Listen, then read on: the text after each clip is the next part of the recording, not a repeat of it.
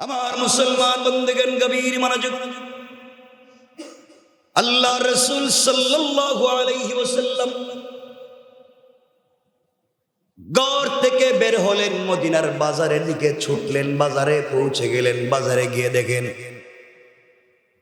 বাজারে যাওয়ার পরে দেখেন একজন কালো সাহাবী গোলাম, একজন কালো সাহাবী গোলাম গ্রাম থেকে এসেছে কিছু সবজি নিয়ে, ক্ষেতের কিছু সবজি নিয়ে বাজারে এসেছে। কলা পাতার মধ্যে বা এমন কোন জিনিসের মধ্যে তাজা তাজা সবজিগুলা রেখে বিক্রি করতে চায়, কিন্তু কালো মানুষ হওয়ার কারণে কুচকুচে কালো, কেউ তার কাছে হয়তো আসে না, সবজিগুলাও নিয়ে যায় না। এভাবেই চিল্লাচ্ছে 1 টাকা অথবা 2 টাকা, 1 দিরহাম 2 দিরহাম, 1 দিনার 2 দিনার করে চিল্লাচ্ছে, কেউ নিতে আসে না। আমি শুধুমাত্র বুঝাচ্ছি আমাদের আদর্শটা কেমন হওয়া চাই। আল্লাহ রসুল কত বড় লিডার। আল্লাহ রসুল সাল্লাল্লাহু আলাইহি ওয়াসাল্লাম দেখলেন এই কালো সাহাবীর কাছে কেউ যায় না, কেউ তার কাছ থেকে নেয় না। কালো বসে আছে কলা পাতার মধ্যে বা কোন পাতার মধ্যে বসে বসে বিক্রি করে, কেউ জিনিস নেয় না। আল্লাহ রসুল আস্তে আস্তে ওই ব্যক্তির কাছে পৌঁছে গেলেন। आकाए नामदार ताजदारे मदीना सरकार दो आलम विश्व नबी रसूल पाक सल्लल्लाहु अलैहि वसल्लम आस्ते आस्ते ওই কালো সাহাবী কাছে গিয়ে তার পায়ের সঙ্গে পা লাগিয়ে বসে পড়লেন মাটির মধ্যে। আল্লাহু আকবার। তার পায়ের সঙ্গে পা লাগিয়ে বসে পড়লেন। হাতটা ওই কালো গোলাম, কালো কৃতদাস সাহাবীর বগলের ভিতর দিকে ঢুকাই আল্লাহ রসুল পিছন দিক থেকে 2টা হাত দিয়ে তাকে জড়িয়ে ধরলেন। জড়িয়ে ধরে বলছেন, ও মদিনার বাজারের মানুষেরা শোনো, আমার এক বন্ধু গ্রাম থেকে এসেছে, আমি শহরের বন্ধু, আমার গ্রামের বন্ধু। আল্লাহু আকবার বলেন। অথচ আল্লাহ রসুলকে সে হয়তো কোনোদিন সরাসরি সামনাসামনি এভাবে ধরতে পারে নাই। আল্লাহ রসুল সাল্লাল্লাহু আলাইহি ওয়াসাল্লাম কোনদিন হয়তো তাকে এভাবে ধরেন নাই। দেখেন আমার রসুলের আদর্শ কেমন। জড়াইয়া ধরলেন আর বলেন, ও মদিনার মানুষেরা, আমার এক বন্ধু গ্রাম থেকে এসেছে, কিছু তাজা সবজি নিয়ে এসেছে, শহরের বন্ধুর বাজারে এসেছে। আমিও বন্ধুর পাশে বসে গেলাম, কার কি লাগবে নিয়ে যাও। আল্লাহ রসুল যখন এই কথা বলে বসে পড়লেন, যেই বেচারার সারাদিন চলে গেল কেউ নেয় না, আল্লাহ রসুল বসে যাওয়ার কারণে একজন সাধারণ কৃতদাসকে জড়িয়ে ধরে নিজের বন্ধু বলে পরিচয় দেওয়ার কারণে 1 মুহূর্তের ভিতরে ডাবল দামে তার সবজিগুলো বিক্রি হয়ে যায়। চিন্তা করেন রসুলের আদর্শ কেমন ছিল। কি আদর্শ নিয়ে তিনি তাকে জড়িয়ে ধরলেন, কি আদর্শ নিয়ে মানুষের সঙ্গে মেলামেশা করতেন। সাহাবী চোখের পানি ছেড়ে দিলেন আর বললেন, ইয়া রাসূলুল্লাহ, আপনি আমাকে আজকে যে সম্মানিত করলেন বন্ধু বলে, আসলে কি আমি আপনার বন্ধু? আমি জানতে চাই। আল্লাহ রসুল বলছেন, তুমি কালো হতে পারো, তোমার পরনের জামা ময়লা হতে পারে, তোমাকে দেখতেও সুন্দর লাগতে পারে, কিন্তু তোমার দিলের ভিতরে আল্লাহর মহব্বত, আমি রসুলের ভালোবাসায় ভরা। এই জন্যে আমি সাক্ষ্য দিলাম, তুমি যদি ভালোবাসা নিয়ে মরে যাও, আমার হাত ধরে জান্নাতুল ফিরদাউসে চলে যাবে। সাহাবী ডাক দিয়ে বলছেন, ইয়া রাসূলুল্লাহ, আপনি আমাকে আরেকটু জড়াইয়া ধরেন, যতদিন বেঁচে থাকবো আপনার এই জড়িয়ে ধরার মহব্বত আর ভালোবাসা দিলে থাকবে। ইয়া রাসূলুল্লাহ, আজ আপনি আমাকে যত সম্মানিত করলেন, আল্লাহ তাআলা আপনাকে আসমান জমিনে দুনিয়া আখিরাতে সম্মানিত করুক। আল্লাহ রসুল সাল্লাল্লাহু আলাইহি ওয়াসাল্লাম বললেন, আমি যে তোমাকে আগে চিনতে পারলাম না, আগে পরিচয় দিতে পারলাম না, বাজারে যদি আগে এসে দেখতাম তোমার কষ্ট কম হইতো। এই জন্য কিয়ামতের দিন আল্লাহর আদালতে আমার বিরুদ্ধে তুমি কোনো নালিশ করবে না। আল্লাহু আকবার। চিন্তা করেন তোমার আমার রাসূলের চরিত্রটা কেমন ছিল। আমি এতটুকুনি বুঝাইতে চাই। কতটুকু মনে রাখবেন আল্লাহ রসুল কেমন ছিলেন, আমি আরো সামনে দিয়ে কথাগুলো নিয়ে আসতেছি। এই জন্য আমার মুসলমান বন্ধুগণ যে কথা বলতে চাই, আল্লাহ রসুল সাল্লাল্লাহু আলাইহি ওয়াসাল্লাম কই সাহাবী বলছেন, ইয়া রাসূলুল্লাহ, শুধুমাত্র আমার সবজি বিক্রি হওয়ার জন্য হয়তো আপনি পলিসি করে আমার সবজিগুলা বিক্রি করাইয়া দিলেন গরিব মনে করে। সত্যি যদি আমার আপনি যদি আমার বন্ধু হন, আমি যদি আপনার বন্ধু হই, তাহলে আমার হাতটা ধরেন তো। আপনার বড় বড় সাহাবী আবু বকর, ওমর, উসমান, আলী আছে, এদের সামনে আমাকে নিয়ে বলেন তো এই যে আমার বন্ধু। আল্লাহু আকবার। এদের সামনে কি বলবেন কেন আপনার বন্ধু তো আবু বকর, আপনার বন্ধু আমার, এদের সামনে কি আমাকে বন্ধু বলবেন? আল্লাহ রাসূল সাল্লাল্লাহু আলাইহি ওয়াসাল্লাম কথাটা শুনলেন, তার কপালে চুম্বন করলেন, জড়িয়ে ধরলেন, হাত বগল তলায় নিয়ে আমরা যেভাবে বন্ধুর হাত এদিকে ধরে ধরে এভাবে হেঁটে হেঁটে যাই, আল্লাহ রাসূল এই কালো কুচকুচে এই গোলাম কৃতদাসের হাতটা বগল তলায় ধরলেন, আর বাজারের এই মাথা থেকে এই মাথা পর্যন্ত যেতে লাগলেন, আর বললেন, শোনো মদিনার মানুষেরা, তোমরা দেখে যাও আমার গ্রাম থেকে আমার বন্ধু এসেছে। এই যে আমার বন্ধু মদিনার বাজারে সবজি বিক্রি করতে আসে, আগামীতেও যদি আসে বন্ধুর চেহারা দেখে রাখো। আমার বন্ধু মনে করে তোমরা তার কাছ থেকে সবজি কিনে নিবা। আল্লাহ রাসূল কথাগুলো বলে চলে গেলেন। পুরা বাজারের মানুষ এই কুচকুচে কালো কৃতদাসকে জড়িয়ে ধরছে, তার কপালে চুম্বন করে তাকে বুকের সঙ্গে জড়ায়। ও আশ্চর্য হয়ে গেছে, ব্যাপার কি, আমি যে গোলাম, আমার কোনো সম্মান নাই, তোমরা আমাকে জড়িয়ে ধরো কেন, আমাকে এত ভালোবাসো কেন? মানুষেরা ডাক দিয়ে বলতে লাগলেন, বড় বড় সাহাবীরা বলতে লাগলেন, ভাই রে, আমরা রাসূলের সঙ্গে থাকি, রাসূল এইভাবে কোনোদিন ডাইকা ডাইকা পাবলিক রে বলে নাই এই যে আমার বন্ধু। আল্লাহর রাসূল তোমাকে এত বড় পরিচয় দুনিয়ায় দিয়েছে, বন্ধু বলে পরিচয় দিয়েছে, কিয়ামতের দিনে তুমিও আমাদের কাউকে ভুলে যাইও না। আল্লাহু আকবার। তুমি আল্লাহর রাসূলের বন্ধু, এটা স্বীকৃত, আল্লাহর রাসূল নিজে ঘোষণা করছে। এর চাইতে বড় বরকত হতে পারে না। তুমি আমাদের জন্য দোয়া করো। যুবকটা সিজদায় পড়ে গেল, চোখের পানি ছেড়ে বলছে, আল্লাহ, এমন একজনকে আখিরি জামানার পয়গম্বর বানাইছো, এমন একজন আজ আমাকে বন্ধু বলে পরিচয় দিয়েছেন। আল্লাহ, আমার জীবনে আর কিছু চাই না, তোমার কাছে খেয়ে না খেয়ে জীবন কাটাইয়া দিতে পারি, কিন্তু আল্লাহর রাসূল যেই মোহাব্বতের কথা বললেন, ওই মোহাব্বত নিয়ে যেন আমি কবরে যেতে পারি। কোন সুবহানাল্লাহ। আমি শুধু এই কথাটাই বুঝাতে চাই, আল্লাহ রাসূল কেমন ছিল। আমাকে বলেন তো, রাসূল যদি সাধারণ মানুষকে বন্ধু বলে পরিচয় দিয়া বুকে জড়িয়ে ধরতে পারেন, কি ঘামের দুর্গন্ধ, গ্রাম থেকে এসেছে, ময়লায় ভরা, রাস্তায় মাটিতে বসে কলা পাতায় সবজি বিক্রি করে, এর মধ্যে কালো গোলাম তো কৃতদাস, তাকে বন্ধু বলে পরিচয় দিচ্ছেন। আলহামদুলিল্লাহ,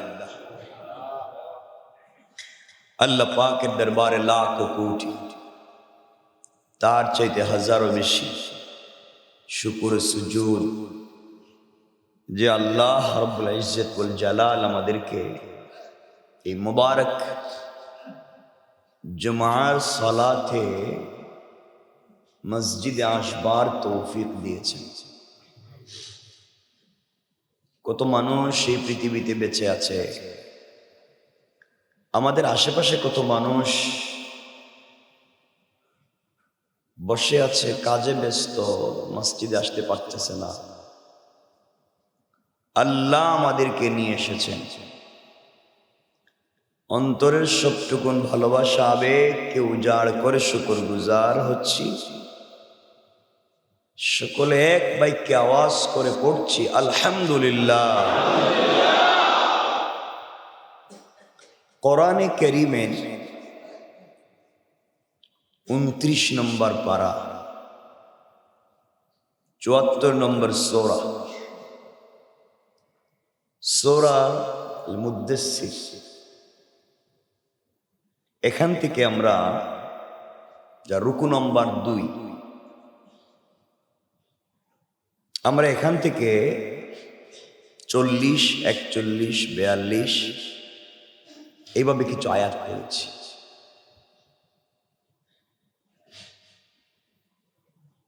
খুব বেশি কথা আমরা শুনি, কিন্তু আমাদের বাস্তব লাইফে এই কথাগুলোর আমল করতে পারি না। আল্লাহ রসুল হাদিসে বলেছেন, আখলিস দীনাকা ইয়াকফিকাল আমালুল কলিল। একেবারেই নির্ভেজাল শিরিক মুক্ত ঈমান, আর আমলটা যদি হয় বিদআত মুক্ত, তাহলে একেবারেই অল্প আমল আমাদের জাহান্নাম থেকে মুক্তি দিয়ে জান্নাতে নেওয়ার জন্য যথেষ্ট। একেবারেই অল্প। আল্লাহ রসুলের অনেক সাহাবী এমন ছিলেন, সকালে মুসলমান হয়েছেন, বিকালে মারা গেছে, খুব আমল করার সুযোগ পাননি। এমন সাহাবী ছিলেন, ঈমান কবুল করবার পরে কোন নামাজ পড়ারও সুযোগ পাননি, মারা গিয়েছে। আল্লাহ বলছেন রাদিয়াল্লাহু তাআলা আনহু ওয়া রাদু আনহু। আল্লাহ বলছেন তিনিও তাদের উপরে সন্তুষ্ট, তারাও আল্লাহর উপরে সন্তুষ্ট। এই জন্যে আমাদের গত জুমার আলোচনা ছিল একটা নির্ভেজাল চরিত্র, উত্তম চরিত্রের মালিক যদি হতে পারি, আল্লাহর কাছে সব থেকে দামি হচ্ছে একটা মানবের চরিত্র। কি বলেন সবাই? চরিত্র। খুব মনোযোগ দিয়ে শুনবেন। আজ আমরা যেখান থেকে শুরু করেছি, আল্লাহ এখানে যে কথাগুলো বলেছেন, এটা আল্লাহ আরেকজনের কথাকে কোট করতেছেন, নকল করতেছেন। অর্থাৎ জান্নাতীরা জান্নাতে যাওয়ার পরে জাহান্নামীদেরকে লক্ষ্য করে বলবে, তারা বলতে থাকবে ফি জান্নাতি ইয়াতাসালুন। জান্নাতের মধ্যে যারা আছে তারা জিজ্ঞাসা করবে জাহান্নামীদেরকে, ইয়াতাসালুনা আনিল মুজরিমিন। অপরাধীদেরকে জিজ্ঞাসা করবে।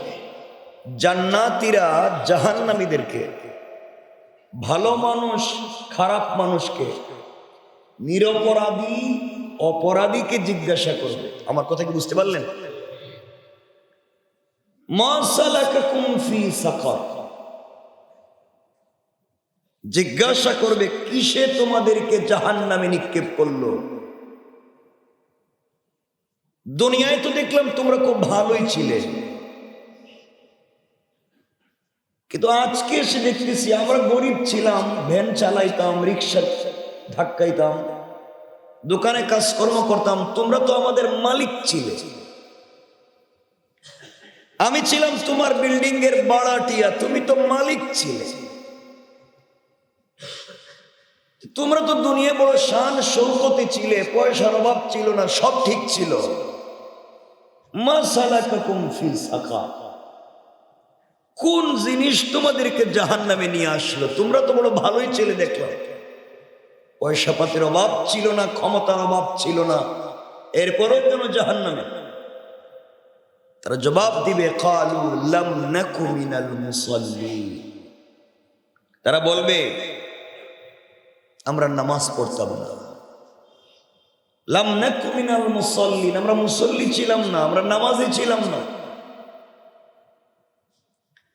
এই নামাজ না পড়বার কারণে দুনিয়ায় তোর শান শৌকত থাকবার পরেও আজকে আমরা জাহান্নামী। তাহলে জাহান্নামীরা কি বলবে? আমরা কিসের জন্য জাহান্নামী? বলেন, নামাজ না পড়বা। আপনারা জানেন আমার চাইতে ভালো, এক ওয়াক্ত নামাজ যদি কেউ কাজা করে টাইম মতো না পড়ে, তার শাস্তি কেমন? তার শাস্তি কেমন? 80 হুকবা। কত হুকবা? এক হুকবা পরিমাণ কত? হাদিসের বিভিন্ন রেওয়ায় 2,88,00,000 বৎসর। এক হুকমা, এক অংশ, 80 ভাগের 1 ভাগ নামাজ টাইম মতো না পড়বার কারণে। এখন 80 2 দিয়ে গুণ দেন, 2,88,00,000 বৎসর এক হুকমা। এখন 80 হুকমা কত? নামাজ না পড়ার কারণে বলে, নামাজ না পড়বার কারণে না, সময় মতো না পড়বার কারণে। নামাজ পড়ছে কিন্তু সময় মতো, বলেন নামাজ পড়ছে সময় মতো। একজন মানুষ যদি নামাজ পড়ে সময়ের ভিতরে না পড়বার কারণে এই শাস্তি হয়, তাহলে যে নামাজই পড়ে না তার কি পরিমাণ শাস্তি চিন্তা করে। আপনারা কি আমার কথা বুঝতে পারতেছেন? আপনার দিলে কতটা লাগান না কেন? এই জন্য আপনি যাই করেন না কেন, আপনি যে অবস্থায় থাকেন না কেন, আপনাকে নামাজ পড়তে হবে। আল্লাহ রাসূল বলেছেন, আস-সালাতু আলা ওয়াক্তিহা, নামাজ হবে সময় মতো। নামাজ কখন? সবাই বলেন না, সময় মতো, ওয়াক্ত মতো। আমার মতো না ওয়াক্ত মতো? আবার বলেন, আমার মতো না ওয়াক্ত মতো?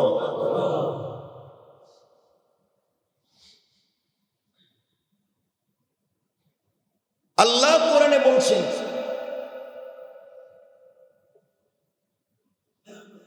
যখন জুমার সময় হয়ে যায়, জুমার সময়,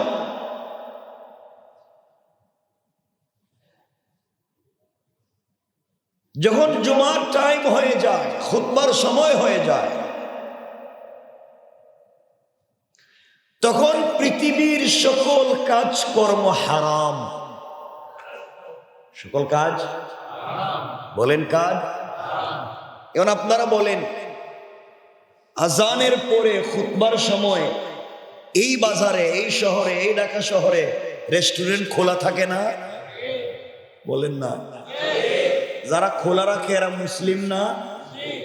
যারা বসে খায়, আড্ডা মারে, মুসলিম না? এই জামাতের সময়, নামাজের সময় এই বাজারে, এই শহরের দোকান খোলা থাকে না? বিভিন্ন জাতের দোকান খোলা থাকে না? আল্লাহ বলছেন খোলা রাখা যাবে? বলেন যাবে না বন্ধ?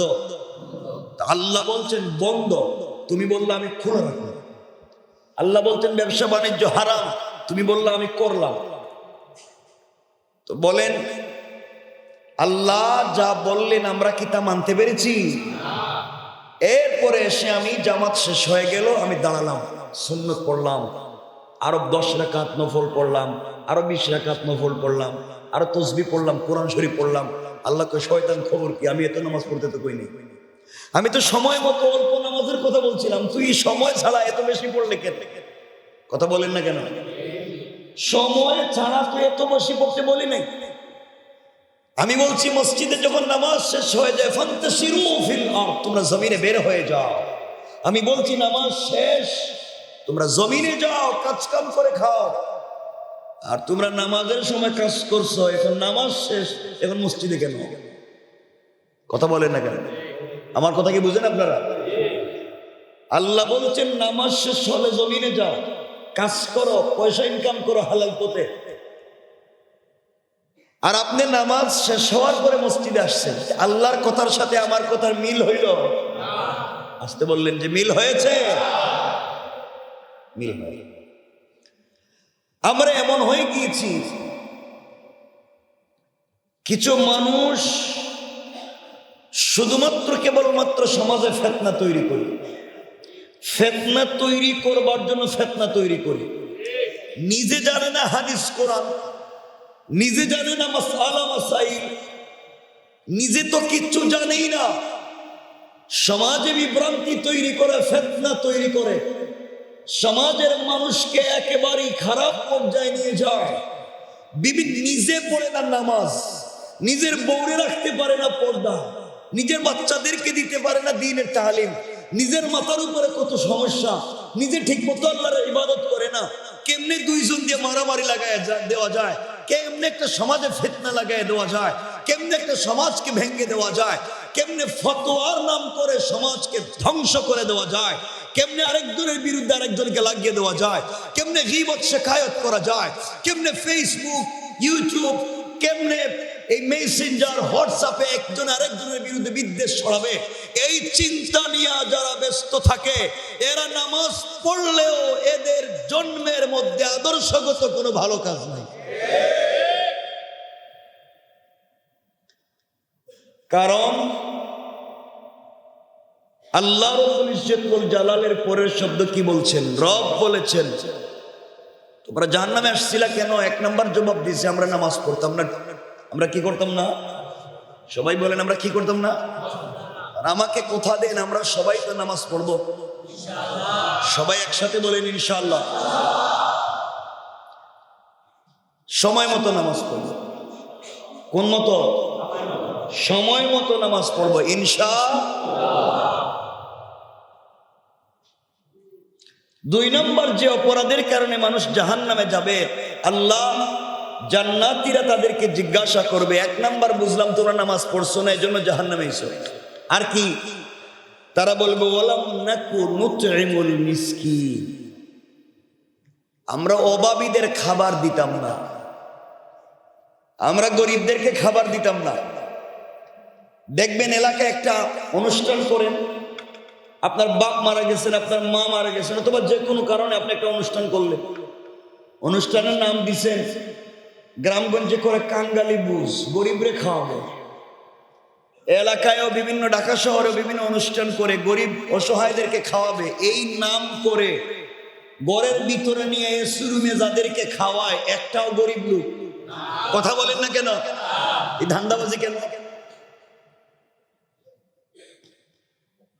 আপনার নাম দিছেন গরিবরে খাওয়াইবেন, গরিবের নাম করে এতগুলো খাবার বানাইছেন, কিন্তু এসি রুমে নিয়ে ঘরের ভিতরে যাদেরকে লাইন ধরাইয়া বস স্যার বলে খাওয়াইলেন একটাও কি গরিব মানুষ না ধনী মানুষ?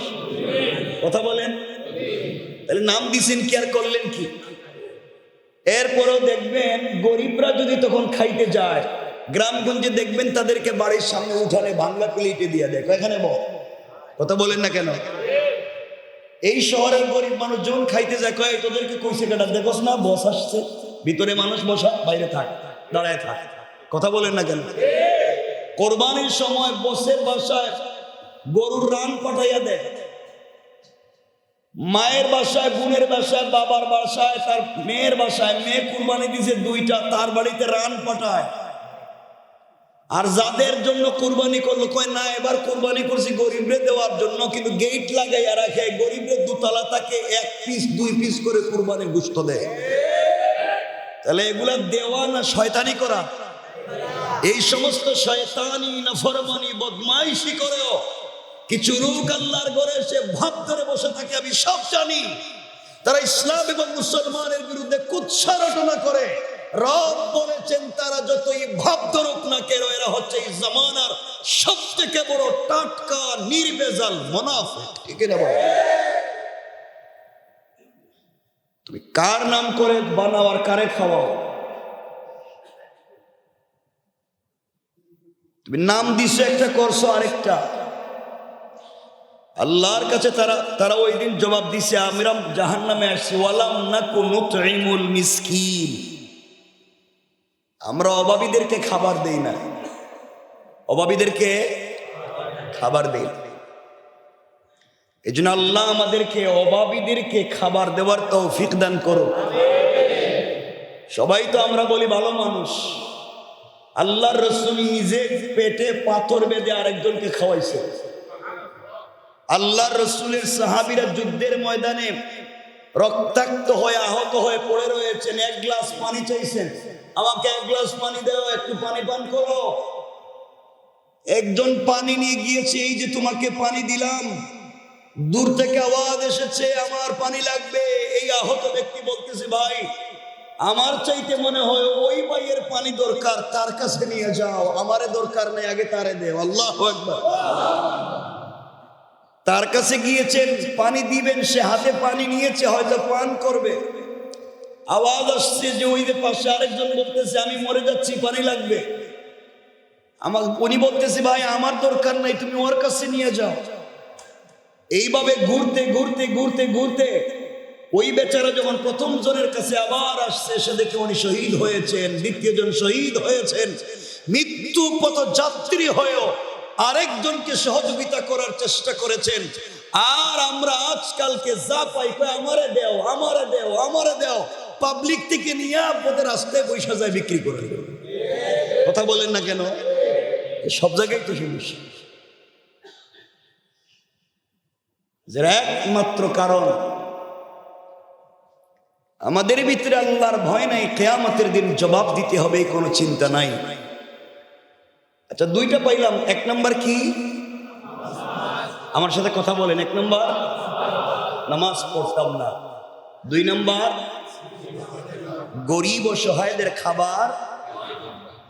অথচ আল্লাহ রাসূল বলছেন যার ঘরে খাবার নাই তারা খাবার দেয়। তিন নাম্বার কি? এই বিষয়টা আল্লাহ লম্বা করছেন আয়াতে, এবং এই বিষয়ের সাথে আরেকটা আয়াত নিয়ে আসছে, মানে কথাটা দরকারি।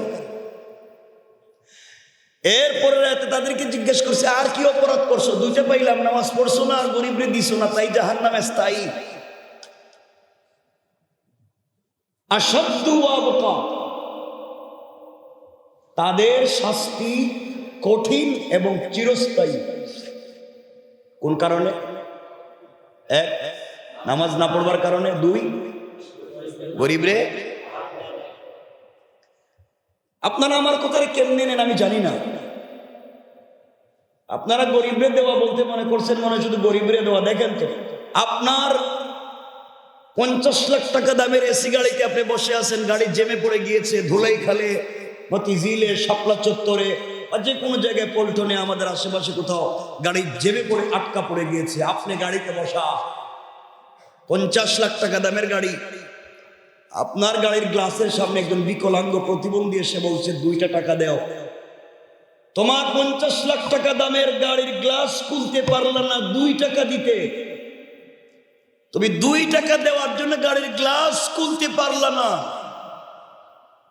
তুমি কেমনে পাবলিকের হক আদায় করবা? আল্লাহ রসুলের কাছে কেউ চাইলে নিজের কাছে না থাকলে সাহাবীদের কাছ থেকে ঋণ করে এনে দিতেন, যদি আমি কিছু দিতে পারি। কারণ আপনি মনে করতেছেন মনে হয় আপনি পয়সাওয়ালা, এজন্য এটা মনে করবেন না। আমার কথাটাকে বুঝবেন আল্লাহর ওয়াস্তে। আপনি পয়সাওয়ালা এই জন্য আপনার কাছে আসেনি, বরং হয়তো এই ফকির আল্লাহর কাছে বলছে আল্লাহ আমার কিছু পয়সা লাগবে। আল্লাহ দেখাইয়া দিয়েছেন ওর কাছে যা, আমি তো ওরে পয়সা দিছি। আল্লাহ হয়তো দেখাইয়া দিয়েছেন তুই আমার কাছে চাইছস, আমি তো সরাসরি তোর হাতে দিতাম না। ও 50 লাখ টাকা দামের গাড়ি দৌড়ায়, পয়সা আমি ওরে দিছি, তুই ওর কাছে চা। আপনার চিন্তা করা দরকার, এত কোটি মানুষ থাকতে ফকির আমার কাছে চায় কেন? অন্যের কাছেও তো চাইতে পারতো, আমার কাছে চাইলো কেন? হয়তো রব আমার নাম খুশি হয়ে ওর দিলে ঢুকাইয়া দিয়েছেন, এই জন্য আমার কাছে চাইছে। আর আপনি ভাব ধরে বসে থাকলেন যে দিতাম না। কিয়ামতের দিন আল্লাহ বলবো আমিও তোরে জান্নাত দিতাম না। দেখি কেমনে যা।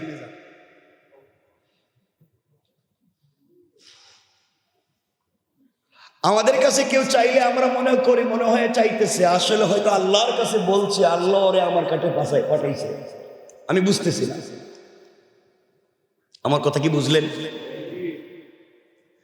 3 নম্বরে তারা বলছে ওয়াকুন্না নাখুযু মাআল খায়িদিন ওয়াকুন্না নুকাজ্জিবু বিয়াউমিদ্দিন। এরপর তাদেরকে জিজ্ঞাসা করা হলো তোমরা আর কোন অপরাধ করছো?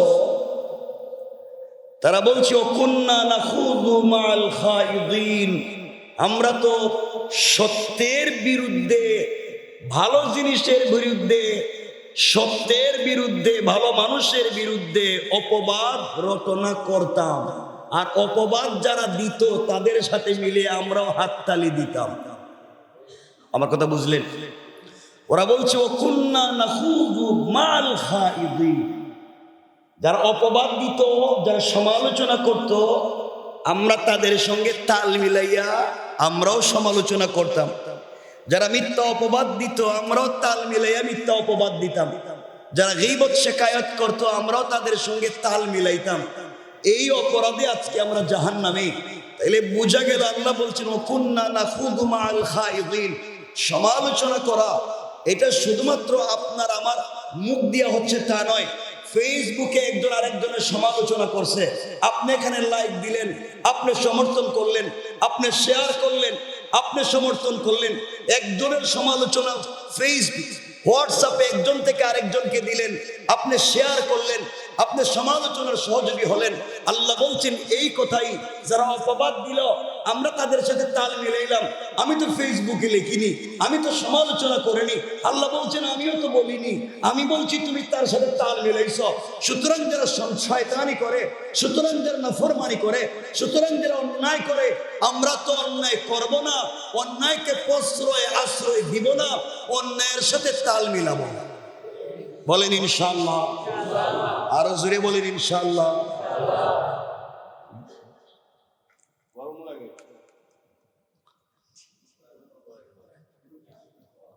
মাঝে মাঝে দিয়ে এটা দিয়ে দেন, আসলে মানুষ বেশি তো এই জন্য মাঝে মাঝে দিয়ে সাউন্ড বেড়ে যাবে। তাহলে আমার কথা কি আজকে বুঝতে পারতেছেন? আমি এভাবে কথা বলতেছি, জাহান্নামীরা জাহান্নামে যাবে। 1 নম্বর নামাজ পড়তো না, 2 নম্বর গরিবদের দান করতো না, 3 নম্বর কাম কি? কথা বলেন না কেন? অপবাদকারীদের সঙ্গে তাল মিলিয়ে অপবাদ দিত, মিথ্যা রটনা করতো, মিথ্যা কুৎসা রটনা। নামাজ আল্লাহর হক, নামাজ কার হক? চাইলে মাফ করে দিতে পারেন না? আল্লাহ তুমি আমার সম্পদ দিছিলা, আমি যা দিছ আমি তো কিছু খরচ করছি, সব দিতে পারি নাই, হয়তো উত্তর দেওয়ার সুযোগ আছে।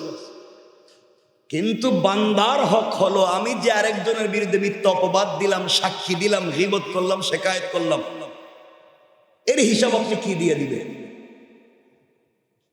এই জন্য এই জায়গায় আল্লাহ বলছেন এই জায়গায় কোনো মানুষ জান্নাতে যেতে পারবে না। কারণ আল্লাহ রাসূল তার জিন্দেগিতে কোনো মিথ্যা অপবাদকারীকে আশ্রয় প্রশ্রয় দেন নাই, তার সাহাবীরা এগুলা করেন নাই। আর আজকালকে মিথ্যা অপবাদ দেওয়া, গীবত শিকায়েত করা, এটা আনন্দ করে কুরমা পোলাও খাইয়া মানুষ এক জায়গায় গল্প করে আরেকজন মিথ্যা অপবাদ দেয়। কথা বলেন না কেন?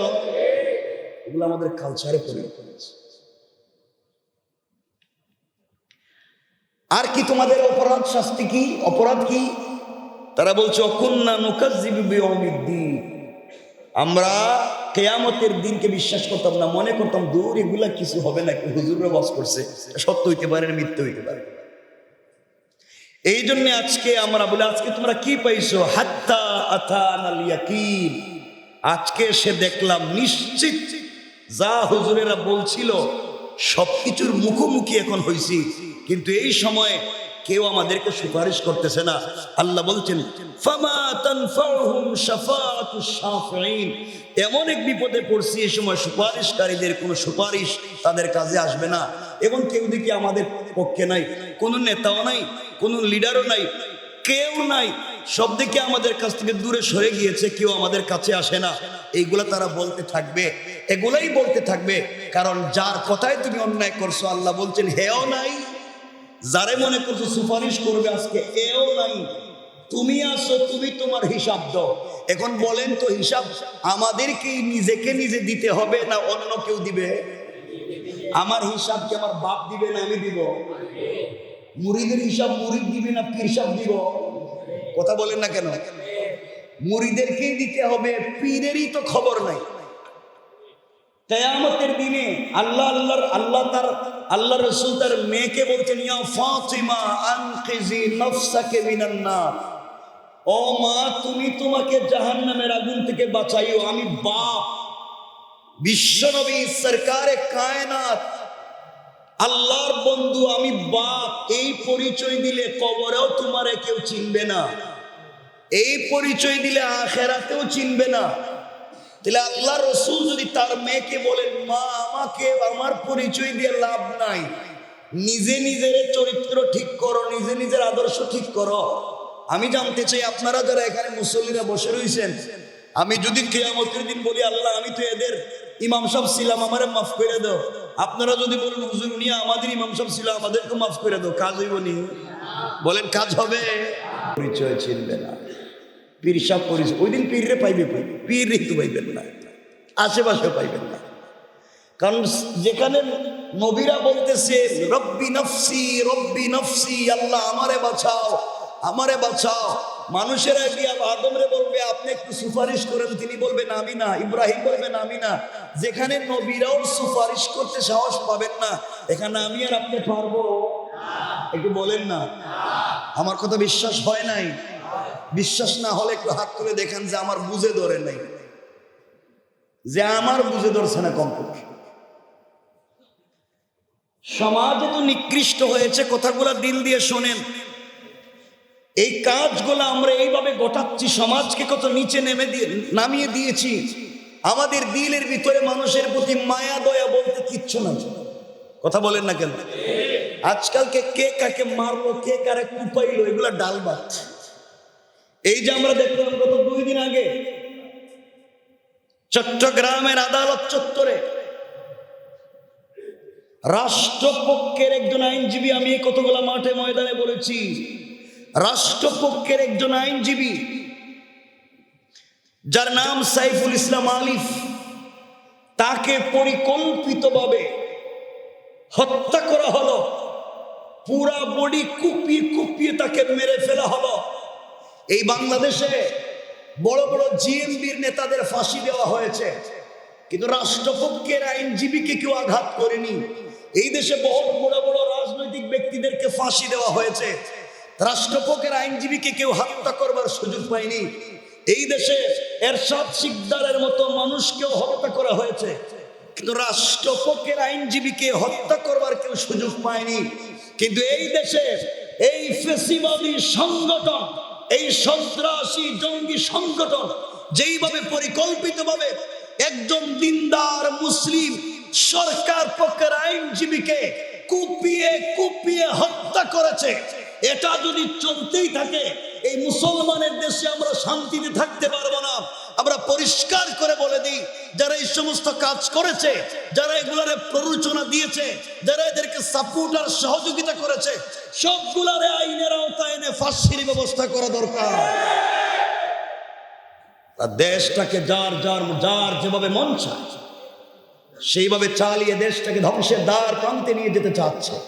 আফসোস হয়, এটা কল্পনা করা যায় না। রাষ্ট্রপক্ষের আইনজীবীকে হত্যা করে ফেলবে। আজকে তাকে হত্যা করেছে, কালকে আমাকে করতে পারে, পরশুদিন আপনাকে করতে পারে। এর কারণ কি? আমি এগুলা দেখেন রাজনৈতিক কথা নয়, শুধু শুনবেন আপনারা কি বলি শেষ পর্যন্ত। এই যে অ্যাডভোকেট মারা যাওয়ার পরে তার জানাজায় লাখ লাখ মানুষ হলো, বলেন তো এই মারা যাওয়ার আগে এই লোকটারা কেউ চিনত? অপরিচিত, অপ্রসিদ্ধ। এই ছেলেটা আলেম ছিল? বলেন বড় কোনো আলেম ছিল? বাংলাদেশের প্রসিদ্ধ কোনো ব্যক্তি ছিল? কিচ্ছু না। সে কি পলিটিক্সের কোনো নেতা ছিল? নন পলিটিক্যাল পারসন, নন আলিম, অপ্রসিদ্ধ একটা যুবক, কিন্তু অন্যায়ভাবে জুলমের শিকার হয়ে শহীদ হয়ে যাওয়ার কারণে শুধু বাংলাদেশ নয়, সারা পৃথিবীর মানুষ তাকে চিনছে।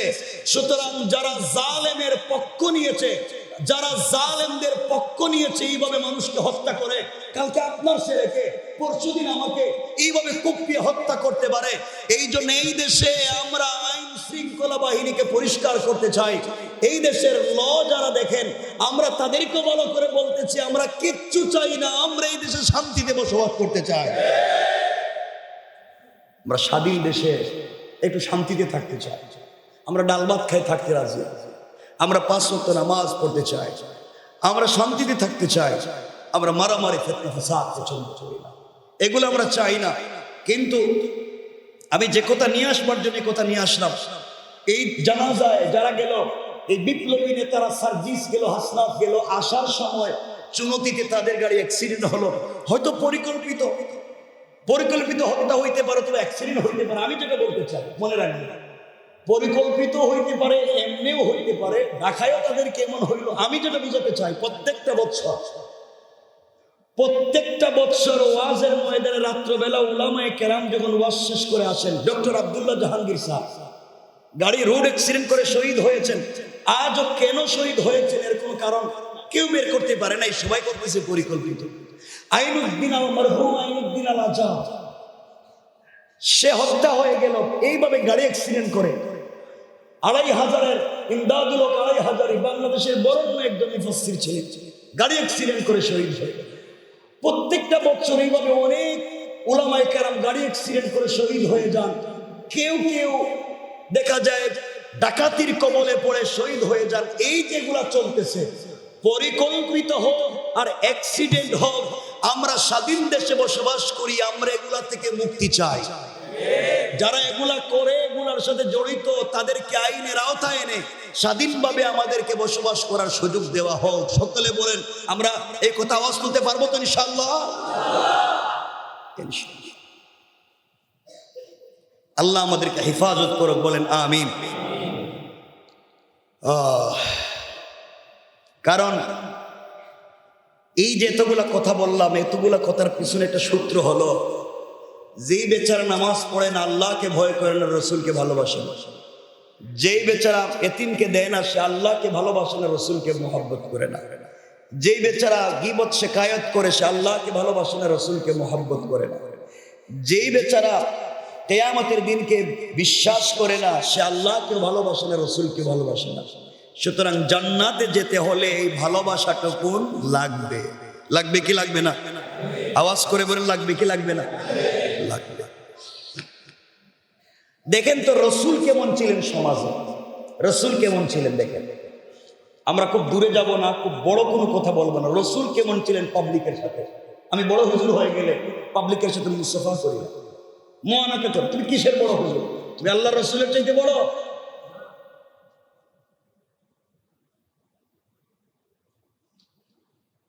দেখেন তো আল্লাহ রসুল কেমন ছিল। রসুল পাক সাল্লাল্লাহু আলাইহি ওয়াসাল্লাম, বুঝবেন, রসুল মদিনার মসজিদের খতিব, মদিনার মসজিদের ইমাম, মদিনার রাষ্ট্রের প্রধান, যুদ্ধের সেনাপতি, এত বড় একজন দায়িত্বশীল বের হয়েছেন মদিনার বাজারে। আল্লাহ হাদিসের কথা, রসুল বের হয়েছেন কোথায়? মদিনার বাজারে। দেখেন তো কি করেন তিনি পাবলিকের সাথে। আমার মুসলমান বন্ধুগণ, গভীর মনোযোগ। আল্লাহ রাসূল সাল্লাল্লাহু আলাইহি ওয়াসাল্লাম ঘর থেকে বের হলেন, মদিনার বাজারের দিকে ছুটলেন, বাজারে পৌঁছে গেলেন। বাজারে গিয়ে দেখেন, বাজারে যাওয়ার পরে দেখেন একজন কালো সাহাবী গোলাম, একজন কালো সাহাবী গোলাম গ্রাম থেকে এসেছে কিছু সবজি নিয়ে, ক্ষেতের কিছু সবজি নিয়ে বাজারে এসেছে। কলা পাতার মধ্যে বা এমন কোন জিনিসের মধ্যে তাজা তাজা সবজিগুলা রেখে বিক্রি করতে চায়, কিন্তু কালো মানুষ হওয়ার কারণে কুচকুচে কালো, কেউ তার কাছে হয়তো আসে না, সবজিগুলাও নিয়ে যায় না। এভাবেই চিল্লাচ্ছে 1 টাকা অথবা 2 টাকা, 1 দিরহাম 2 দিরহাম, 1 দিনার 2 দিনার করে চিল্লাচ্ছে, কেউ নিতে আসে না। আমি শুধুমাত্র বুঝাচ্ছি আমাদের আদর্শটা কেমন হওয়া চাই। আল্লাহ রসুল কত বড় লিডার। আল্লাহ রসুল সাল্লাল্লাহু আলাইহি ওয়াসাল্লাম দেখলেন এই কালো সাহাবীর কাছে কেউ যায় না, কেউ তার কাছ থেকে নেয় না। কালো বসে আছে কলা পাতার মধ্যে বা কোন পাতার মধ্যে বসে বসে বিক্রি করে, কেউ জিনিস নেয় না। আল্লাহ রসুল আস্তে আস্তে ওই ব্যক্তির কাছে পৌঁছে গেলেন।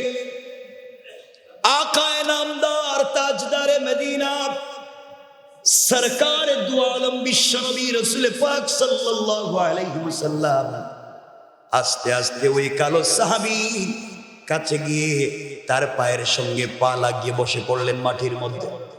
আল্লাহু আকবার। তার পায়ের সঙ্গে পা লাগিয়ে বসে পড়লেন। হাতটা ওই কালো গোলাম, কালো কৃতদাস সাহাবীর বগলের ভিতর দিকে ঢুকাই আল্লাহ রসুল পিছন দিক থেকে 2টা হাত দিয়ে তাকে জড়িয়ে ধরলেন। জড়িয়ে ধরে বলছেন, ও মদিনার বাজারের মানুষেরা শোনো, আমার এক বন্ধু গ্রাম থেকে এসেছে, আমি শহরের বন্ধু, আমার গ্রামের বন্ধু। আল্লাহু আকবার বলেন।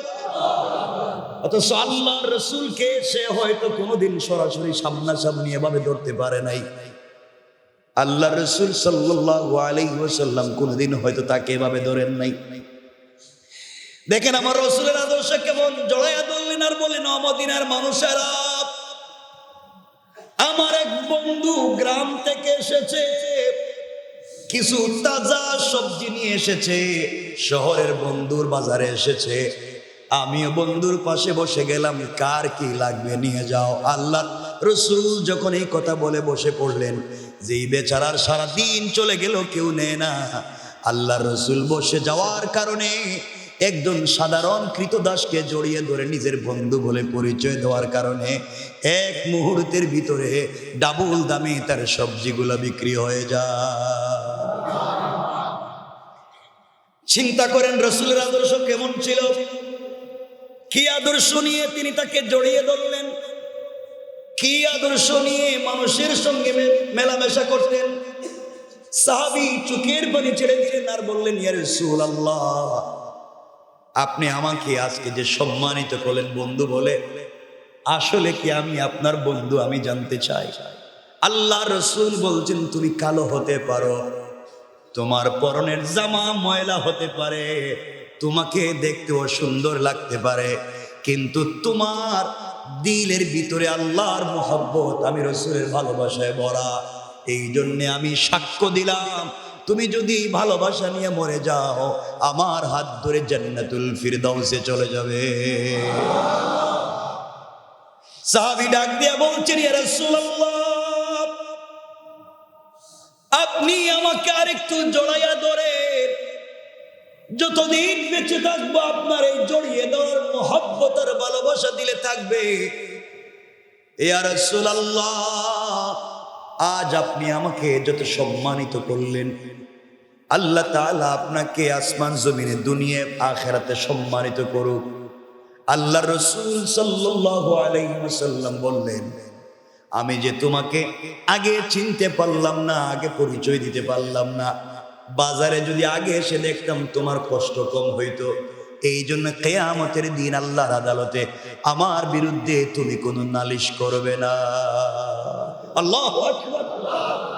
চিন্তা করেন তোমার আমার রসুলের চরিত্রটা কেমন ছিল, আমি এতটুকুনি বুঝাইতে চাই। কতটুকু মনে রাখবেন আল্লাহর রসুল কেমন ছিলেন, আমি আরো সামনে দিয়ে কথাগুলো নিয়ে আসতেছি। এই জন্য আমার মুসলমান বন্ধুগণ, যে কথা বলতে চাই, আল্লাহর রসুল সাল্লাল্লাহু আলাইহি ওয়াসাল্লাম কই সাহাবী বলছেন, ইয়া রাসূলুল্লাহ, শুধুমাত্র আমার সবজি বিক্রি হওয়ার জন্য হয়তো আপনি পলিসি করে আমার সবজিগুলা বিক্রি করাইয়া দিলেন গরিব মনে করে। সত্যি যদি আমার আপনি যদি আমার বন্ধু হন, আমি যদি আপনার বন্ধু হই, তাহলে আমার হাতটা ধরেন তো। আপনার বড় বড় সাহাবী আবু বকর, ওমর, উসমান, আলী আছে, এদের সামনে আমাকে নিয়ে বলেন তো, এই যে আমার বন্ধু। আল্লাহু আকবার। এদের সামনে কি বলবেন কেন? আপনার বন্ধু তো আবু বকর, আপনার বন্ধু আমার, এদের সামনে কি আমাকে বন্ধু বলবেন? আল্লাহ রাসূল সাল্লাল্লাহু আলাইহি ওয়াসাল্লাম কথাটা শুনলেন, তার কপালে চুম্বন করলেন, জড়িয়ে ধরলেন, হাত বগল তলায় নিয়ে আমরা যেভাবে বন্ধুর হাত এদিকে ধরে ধরে এভাবে হাঁটি হেঁটে হেঁটে যাই, আল্লাহ রাসূল এই কালো কুচকুচে এই গোলাম কৃতদাসের হাতটা বগল তলায় ধরলেন, আর বাজারের এই মাথা থেকে এই মাথা পর্যন্ত যেতে লাগলেন, আর বললেন, শোনো মদিনার মানুষেরা, তোমরা দেখে যাও, আমার গ্রাম থেকে আমার বন্ধু এসেছে।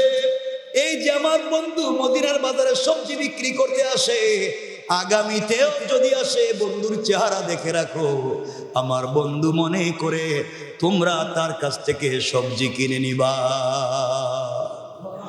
আল্লাহ রাসূল কথা বলে চলে গেলেন। পুরা বাজারের মানুষ এই কুচকুচে কালো কৃতদাসকে জড়িয়ে ধরছে, তার কপালে চুম্বন করে তাকে বুকের সঙ্গে জড়ায়। ও আশ্চর্য হয়ে গেছে, ব্যাপার কি, আমি যে গোলাম, আমার কোনো সম্মান নাই, তোমরা আমাকে জড়িয়ে ধরো কেন, আমাকে এত ভালোবাসো কেন? মানুষেরা ডাক দিয়ে বলতে লাগলেন, বড় বড় সাহাবীরা বলতে লাগলেন, ভাইরে, আমরা রসুলের সঙ্গে থাকি, রসুল এইভাবে কোনোদিন ডাইকা ডাইকা পাবলিক রে বলে নাই, এই যে আমার বন্ধু। আল্লাহর রসুল তোমাকে এত বড় পরিচয় দুনিয়ায় দিয়েছে, বন্ধু বলে পরিচয় দিয়েছে। কিয়ামতের দিনে তুমিও আমাদের কাউকে ভুলে যাইও না। আল্লাহু আকবার। তুমি আল্লাহর রাসূলের বন্ধু, এটা স্বীকৃত, আল্লাহর রাসূল নিজে ঘোষণা করছে। এর চাইতে বড় বরকত হতে পারে না। তুমি আমাদের জন্য দোয়া করো। যুবকটা সিজদায় পড়ে গেল, চোখের পানি ছেড়ে বলছে, আল্লাহ, এমন একজনকে আখিরি জামানার পয়গম্বর বানাইছো, এমন একজন আজ আমাকে বন্ধু বলে পরিচয় দিয়েছেন। আল্লাহ, আমার জীবনে আর কিছু চাই না, তোমার কাছে খেয়ে না খেয়ে জীবন কাটাইয়া দিতে পারি, কিন্তু আল্লাহর রাসূল যেই মোহাব্বতের কথা বললেন, ওই মোহাব্বত নিয়ে যেন আমি কবরে যেতে পারি। কোন সুবহানাল্লাহ। আমি শুধু এই কথাটাই বুঝাতে চাই, আল্লাহ রাসূল কেমন ছিল। আমাকে বলেন তো, রাসূল যদি সাধারণ মানুষকে বন্ধু বলে পরিচয় দিয়া বুকে জড়িয়ে ধরতে পারেন, কি ঘামের দুর্গন্ধ, গ্রাম থেকে এসেছে, ময়লায় ভরা, রাস্তায় মাটিতে বসে কলা পাতায় সবজি বিক্রি করে, এর মধ্যে কালো গোলাম তো কৃতদাস, তাকে বন্ধু বলে পরিচয় দিচ্ছেন। আর আজকে এই সোসাইটি, এই ঢাকা সোসাইটি, অনেক সন্তানেরা পড়ালেখা করে এসপিডিসি হয়, শিক্ষিত হয়, কিন্তু বড় চেয়ারে বসার পরে তার কৃষক বাবাকে পরিচয় দিতে চায় না। ঠিক কিনা বলেন? আফসোস এই জায়গায়, তার নিজের বাবাকে পরিচয় দিতে চায় না, গরিব মাকে পরিচয় দিতে চায় না। বাবা গ্রাম থেকে কষ্ট করে সন্তানের অফিসের সামনে রাত দিন দাঁড়িয়ে সন্তান দেখতেছে সিসিটিভিতে তার বাপ, কিন্তু পরিচয় দিতে চায় না, কারণ বাপ লুঙ্গি পরে আসছে, আমার চেয়ারে কেমনে বসবে? তুমি গোলাম, বাপ বাপই হয়। আল্লাহর পরে পৃথিবীতে যার মর্যাদা সে বাপ বাপ। আল্লাহর পরে যদি কাউকে ইহসান করতে হয়, মার বাপ। আল্লাহর পরে যদি কারো শুকরিয়া আদায় করতে হয়, মার বাপ। আমি বলছি, কোরআনে আল্লাহ বলছেন, ওয়াবিল ওয়ালিদাইনি ইহসানা, আমাকে রব মানলে ইহসান করতে হবে মা বাপের। আমার যদি শুকরিয়া আদায় করো, শুকরিয়া আদায় করতে হবে মা বাপের। আনিশকুরলি ওয়ালি ওয়ালিদাইয়া, আমার শুকরিয়া আদায় করলে করো মা বাপের। কিন্তু আফসোস হয় এই সোসাইটি, অনেক সন্তানেরা তাদের শ্বশুরকে, তাদের শাশুড়িকে যে সম্মান করে, যে গিফট দেয়, তার 100 বার 1 ভাগ নিজের মা বাপকে সম্মান করে না। কত নিচে নেমে গেছে। কিসের তোমার সালাত, কিসের তোমার জান্নাত? কি হয়ে গেলাম? অনেক সন্তানেরা আছে, আপনি খবর না, আপনাদের মসজিদের ইমাম আছেন, খাদেম আছেন, মুয়াজ্জিন আছেন, উলামায়ে কেরাম আছেন। আপনারা পুরো বাংলাদেশে একটা সার্ভে করেন, একটা মসজিদের ইমাম, মুয়াজ্জিন, খাদেম, মাদ্রাসার শিক্ষক, রিকশাওয়ালা, তার মা বাপকে আপনারা বৃদ্ধাশ্রমে পাবেন না। কথা বলেন, পাবেন? বৃদ্ধাশ্রমে গিয়া পাবেন পয়সাওয়ালার মা, সারা জীবন সার্ভিস দিয়েছে, টাকাওয়ালার বাপ সব সন্তানকে দিয়েছে, আজকে বৃদ্ধাশ্রমে ধুকে ধুকে মরে। এর অর্থ হলে সন্তানকে দুনিয়ার শিক্ষায় শিক্ষিত করেছেন, আল্লাহর পরিচয় দেওয়াইতে পারেন নাই, রাসূলের মোহাব্বত দিলে ঢুকাতে পারেন নাই, এই জন্য শয়তান পয়সাওয়ালা হয়েছে, আদৌ সে মানুষ হয়ে উঠতে পারে নাই।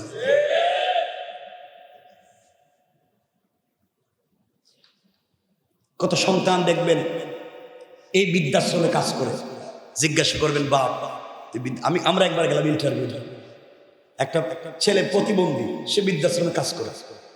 তো জিজ্ঞাসা করলাম, তুমি কাজ করো কেন? তুমি তো প্রতিবন্ধী। আমার ঘরে আমার মা আছেন অসুস্থ, আমার চাইতে অসুস্থ, ওই মাকে খাওয়ানোর জন্য আমি এখানে আসছি। চিন্তা করলেন, প্রতিবন্ধী ছেলে বৃদ্ধাশ্রমে কাজ করে মাকে ভালো রাখবার জন্য, আর শিক্ষিত ছেলে কোটি টাকার মালিক হইয়া ভালো বিছানায় থাইকা মা বাপরে বৃদ্ধাশ্রমে পাঠায়। আল্লাহ এদের উপরে লানত করুক, বলেন আমিন।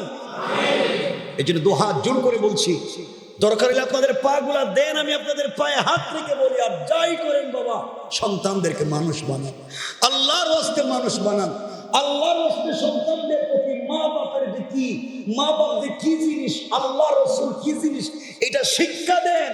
এটা শিক্ষা দেন, সারা জীবন সন্তান সন্তান করলেন। কত মা বাবা আছেন আজকে কষ্ট পাচ্ছেন শুধু ঘরের ভিতরে সন্তানদের কারণে, ঠিক মতো ঔষধ আইনা দেয়। মা বাবা অসুস্থ হলে বাইরে নিয়ে যায়, প্রত্যেক সপ্তাহে শুক্রবার বৃহস্পতি নিজের বউরে লইয়া পুরা ঢাকা শহর ঘুরে রেস্টুরেন্টে খায়, কিন্তু মা বাপের এগুলা কপালে নাই। আহা, এগুলা বললে তো আপনারা কষ্ট পাবেন জানি, তো আমার কি, আমার আর কি, আমি কষ্ট পাইবেন তো আইতাম না। কিন্তু আমি তো কথা বলতেছি শুধু ভালোবাসার কারণে। আমরা সবাই জান্নাতে যেতে চাই, সবাই একসাথে জান্নাতে যেতে চাই। কোন বিবেকে তুমি মা বাপকে কষ্ট দাও? কোন বিবেকে মা বাপকে কষ্ট দাও? এই বাপ, আমরা হাদিস এই দেখে নি, কথা আরেকদিকে চলে গেলে আমার মূল আলোচনা চলবে না। এই বাপ, আমরা বলি কোরআনে হাদিসে রাসূল বলছেন মায়ের অধিকার কয়টা? কয়টা? কিন্তু বাপের অধিকার বলছেন একটা। আরে তুমি তো হাদিসের অর্থই বুঝো নাই, হাদিসের অর্থ বুঝো নাই। আল্লাহ বাপের কি অধিকার দিবেন? মা পেটে রাখছেন সন্তানকে 10 মাস 10 দিন, আর এই সন্তানকে পুরা মৃত্যু পর্যন্ত বাপ পিঠে রেখে রেখে বড় করেছে। ঠিক না বলে? বাপ সারাদিন গাধার মতো কাজ করে নিজে না খেয়ে সন্তান রেখা, পুরা পরিবার। একজন পুরুষ মানুষ সারাদিন গাধার মতো কাজ করে, পকেটে পয়সা, নিজে খায় না। কারণ তার এক চোখে কেরিয়ার, আরেক চোখে পরিবার। 3 নম্বর কোনো চোখ নাই যে নিজের দিকে তাকায় দেখবে যে আমি ঠিক আছে কিনা। সে নিজের দিকে তাকায় না। আমার ঘরে না আমার সন্তান আছে, আমার মা বাপ আছে, এই করতে করতে পরিবার পরিবার পরিবার পরিবার পুরা জিন্দগি শেষ করে দিল। নিজের দিকে তাকাবার সময় পাইনি।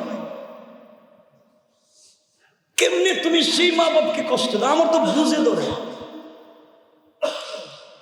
যুবকেরা, তোদেরকে বলছি, আমার মতো হতভাগা হয় না। আল্লাহ আমার দুনিয়ায় ডাল ভাত খাওয়ার ব্যবস্থা দিছে, কিন্তু আফসোস আমি এই সময় আমার বাপকে পাই নাই। আমি পারলাম না সেই বাপকে এই সময় পাইতে। 2012 সালের 10 ফেব্রুয়ারি শুক্রবার বাবা ইন্তেকাল করলেন। এই যে কষ্ট জমাট হয়ে গেল, কসম আল্লাহ পাকের, আল্লাহর ঘর মসজিদে বলছি, আজও আমি সেই কষ্ট ভুলতে পারলাম না।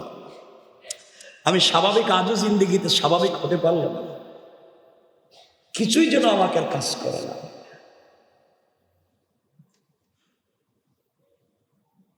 এই জন্য আল্লাহর হস্তে জীবনে যদি কিছু হইতে চাও, জীবনে যদি ইজ্জতের মালিক হইতে চাও, মা বাপকে ইজ্জত করো। পয়সাওয়ালা যদি হতে চাও, মা বাপের পিছনে ইনভেস্ট করো, ব্যাংকে নয়, ব্যবসায় নয়। কিন্তু আমার কষ্ট হয় বন্ধুদের দিকে নিয়ে আড্ডা দিতে, পদ্মায় গিয়ে ইলিশ খাইতে 20,000-30,000 খরচ করে, হিসাব করে না। আর মাকে পয়সা দিতে হিসাব করে, বাপকে পয়সা দিতে হিসাব করে। তুমি নিমক হারাম। মা বাপকে পয়সা দিতে কিসের হিসাব? তুমি রাখতেছো, মনে করে ইনভেস্ট করছো, আখিরাতে আল্লাহ তোমাকে 100 ডাবল করে ফিরিয়ে দিবে। আল্লাহু আকবার বলে।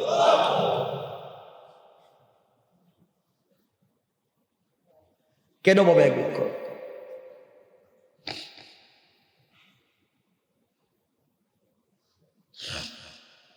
গত বছর আমার এখানে নাই, আমার আশরাফ ভাই ছিলেন, এখানে আসেন নাই হয়তো আজকে। গত বছর ঈদ দুলাইখাল, ওই যে এখানে যে ময়লা যেখানে দেয় ফেলে, এই যে আপনাদের এখানে আসার সময় এই যে ময়লা যেখানে, এই কর্নারে ফজরের নামাজ পড়ে আমরা বাইরে, একটা ব্যাগ, একটা বস্তা নড়ে নড়ে, ফজর করে হয়তো অনেকেই সাক্ষী হয়েছেন, দেখেছেন, হয়তো অনেকেই দেখেছো না তোমরা। আমরা ব্যাগ খুলে দেখি একজন মহিলা জীবিত, ব্যাগের ভিতরে কথা বলতে পারতেছেন না, কাঁপতেছে।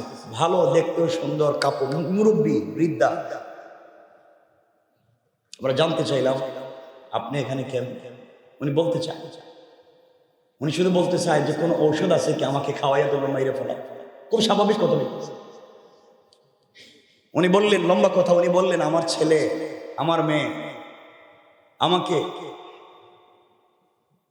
আমার ছেলে তার শ্বশুর বাড়িতে নিয়ে যাওয়ার কথা বলে দামি গাড়িতে উঠাইয়া ঢাকা শহর ঘুরাইয়া 1 বোতল পানি হাতে ধরাইয়া দেয়া মাওয়ার দিকে নিয়ে গিয়ে আমার ব্যাগে বস্তার ভিতরে ঢুকাইয়া কোথায় ফেলে গেছে আমি আর জানি না। আমার অপরাধ ছিল, আমি শুধু বলছিলাম বাবা তোমরা আমার বৃদ্ধাশ্রমে দিও না, আমি তোরে পেটে রাখছি, আমি তোর সাথে থাকতে চাই। আমার অপরাধ ছিল আমি সন্তানের সাথে থাকতে চাই, এই কথা বলা। আমি তার কাছে কিছু চাই নাই, খাবার চাই না। আমি বলছি আমি তোর মা, আমি তোর সাথে থাকতে চাই, আমি তোর পেটে রাখছি। এই অপরাধে আমাকে ফেলে দিয়ে দিচ্ছে, আমাকে তোমরা মেরে ফেলো, আমার সন্তান আজ আমাকে চিনল না, এই পৃথিবী আমি বেঁচে থেকে লাভ কি? কেমন জানি আজকে আমরা হয়ে গিয়েছি। এই জন্য আল্লাহর ওয়াস্তে মা বাপকে কষ্ট দিও। আমার জীবনে জানা কত ঘটনা আছে, এগুলো বললে তো আপনারও কষ্ট পাবেন। এই ঢাকা শহরে মা বাপের সঙ্গে কত খারাপ আছে। এমনও সন্তান আছে এই ঢাকা শহরে মাকে দুতলা থেকে লাত্তি দিয়ে বিস্তারে ফেলায় দিচ্ছে। ডাক্তারের কাছে নিয়ে গিয়ে বলতে, ডাক্তার যত পয়সা লাগে আমি দিব, ইঞ্জেকশন দিয়ে বাপকে মাইরে ফেলা, আর ভালো লাগে না। কত সন্তান পড়ালেখা করলো কেমনে, বড় হইলো কেমনে? সবই তো মায়ের কারণে, সবই তো বাপের কারণে। এই জন্য আল্লাহর ওয়াস্তে মা বাপকে কষ্ট দিও না। দুনিয়ায় যদি কে কুচি পেতে চাও, মা বাপকে কষ্ট দিও না। এমন সন্তান আছে তার স্ত্রীর কথা শুনে মাকে রাত্রবেলা, বাপকে রাত্রবেলা বালিশ চাপা দিয়ে হত্যা করে। মা মারা গিয়েছে, কেউ মেরে ফেলতে ডাকাতি হয়েছে এগুলো বলে চালিয়ে যায়। ঠিক কিনা বলেন? কেমন জানি হয়ে গেছে। আল্লাহ আমাদের সবাইকে হেফাজত করে, বলেন আমিন। আমার কথাকে শুনতে পাচ্ছেন আপনারা? জোরে বলেন আমিন, আরো জোরে বলেন আমিন। অথচ আপনারা ভালো করেই জানেন, কথাটা আপনাদের জানা কথা, 1 মিনিটে বলে দিই। আপনি যত বড় বুজুর্গ হন না কেন, আপনি যা কিছু হন না কেন, মা বাপ যদি আপনার জন্য দোয়া করে দেয়, মা বাপ যদি আপনাকে বদদোয়া করে দেয়, আপনি জাহান্নামে যাবেন, দুনিয়ায় বেইজ্জত হবেন। আপনি যদি ইন্তেকালের আগে দুনিয়ায় কোনোদিন বেইজ্জত হন, শুধু পিছনে খুঁজবেন কোন দিন মা বাপের সঙ্গে খারাপ আচরণ করছেন। আমি আপনাদেরকে সূত্র বলে দিলাম গণিতের মতো, যদি দুনিয়ায় চলার পথে আপনি বেইজ্জত হন, পিছনে খুঁজবেন কোন দিন মা বাপের সঙ্গে বেইজ্জত অন্যায় আচরণ করছেন। আমি 1 মিনিট করে আপনাদেরকে 2টা ঘটনার দিকে নিয়ে সংক্ষেপ করতে চাই, কথা যেহেতু মনে হয়ে গেল। বনি ইসরাইলের একজন বুজুর্গ, যার নাম ছিল জুরাইজ। 24 বুজুর্গ মুস্তাজাবুদ দাওয়া, হাত উঠালে যার দোয়া কবুল হয়ে যায়। তিনি হাত উঠে দোয়া করেছেন, হাত উঠালে আল্লাহ তার দোয়াকে কবুল করে। এত বড় মুস্তাজাবুদ দাওয়া আল্লাহর ওলি। এই মুস্তাজাবুদ দাওয়া আল্লাহর ওলি একদিন, কথাগুলো সংক্ষেপ করে বলবার জন্য বলতেছি, একদিন নামাজে দাঁড়িয়েছেন রাত্রবেলা, নফল নামাজ। কি নামাজ? কথা বলেন, কি নামাজ? নফল নামাজে দাঁড়ালেন জুরাইজ আল্লাহর ওলি। রাত হয়ে গেলে নামাজে দাঁড়িয়ে যায়। তার কলিজার টুকরা মা এসে ডাক দিয়া বলছেন জুরাইজ।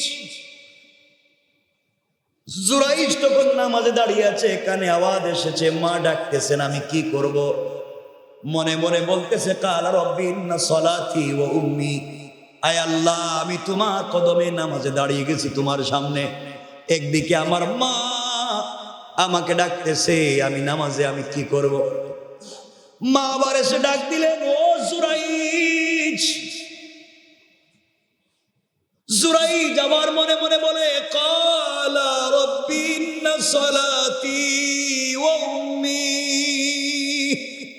আয় আল্লাহ, আমি নামাজি, আমার মা আমাকে ডাকে। আবার এসে মা ডাক দিয়ে বলছেন জুরাইজ। মা এসে দেখলেন সন্তান তখনও নামাজে, হাত উঠাইয়া বলতেছে, আল্লাহ 3 বার সন্তান রে ডাকলাম, সন্তান নামাজে। মামি মা বড় কষ্ট পাইলাম, আমার ডাকে আমার সন্তান একটা বার সাড়া দিল না। আমি বদদুয়া করে দিলাম, ও যেন দুনিয়ায় বেইজ্জত না হইয়া না মরে, ও যেন জেনা না করে, ও জেনার অপবাদ না নিয়া না মরে। মা বদদুয়া করে দিলেন সন্তানের উপরে। আমি জানতে চাই, ছেলে খারাপ কাজে ছিল না ভালো কাজে? সবাই বলেন। ছেলেটা নামাজে ছিল, মা বদদুয়া করলেন। কথা হলো তার বদদুয়া লাগবে কিনা।